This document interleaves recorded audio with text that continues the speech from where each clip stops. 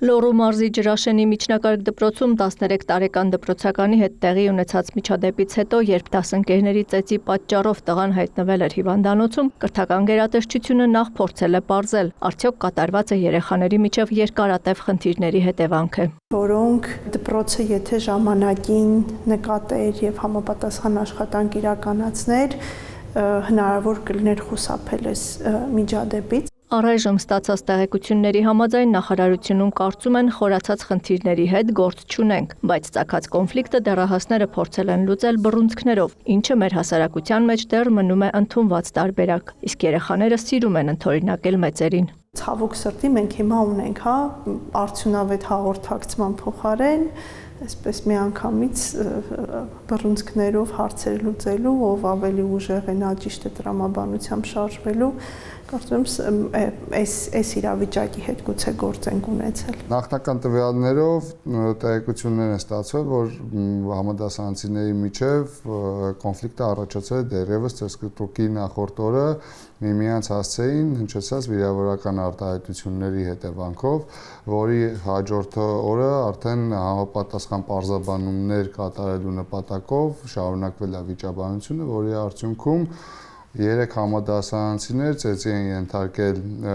իրենց 4-րդ համադասարանցում, որն է մարմնական վնասվածքներով տեղափոխվել է համապատասխան բժշկական հաստատություն։ Նախնական ախտորոշմամբ երեխայի մոտ հայտնաբերվել էր այտոսկրի կոտրվածք եւ գլխուղեղի ցնցում։ Թամարա Սարգսյանի տեղեկությամբ նախապես ենթադրված վիրահատության կարիքը չի եղել եւ տղան արդեն դուրս է գրվել հիվանդանոցից։ Անչափահասների կողմից ուրիշներին մարմնական վնասվածքներ պատճառելու դեպքերի աճ ոստիկանությունում վերջին տարիներին չեն գրանցել, թեպետ նվազում էլ չկա, ինչը մտահոգիչ են համարում։ Օրինակ 2025-ին արձանագրվել է 24 դեպք, նույնքան 2024-ին։ Եթե իրականում վերլուծենք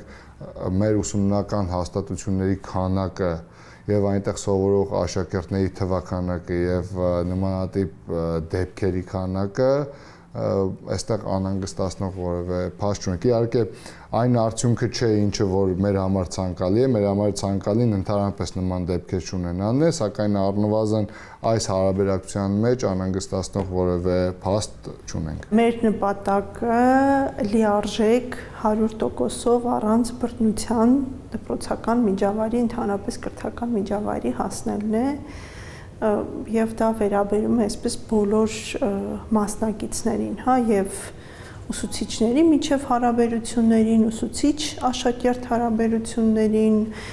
աշակերտ-աշակերտ հարաբերություններին, ծնողների հետ հարաբերություններին։ Լոռու մարզում տեղի ունեցած միջադեպի վերաբերյալ դպրոցը ոստիկանություն հաղորդում չէր տվել։ Ներքին գործերի նախարարը միջնորդագիր էր ուղարկել կրթության նախարարին, մտահոգություն հայտնելով դրա վերաբերյալ։ Այդպես վարվում է, երբ դպրոցը հապաղում է իրավապահներին դիմել թե դեպքի մասին ու թե դեպքին նախորդող կոնֆլիկտային իրավիճակների։ Իհարկե իրավակարգավորումներ չկան, թե երեխաների միջև կոնֆլիկտների փուլում որն է այն սահմանը, երբ մանկավարժը պետք է իր գործը համարի ավարտված ու դիմի ոստիկանություն։ Դա պետք է արվի սեփական ընկալումների ու գնահատականների վրա հիմնվելով։ Պետք է առնվազն ավելի բարձր լինեն մանկավարժի կարողությունները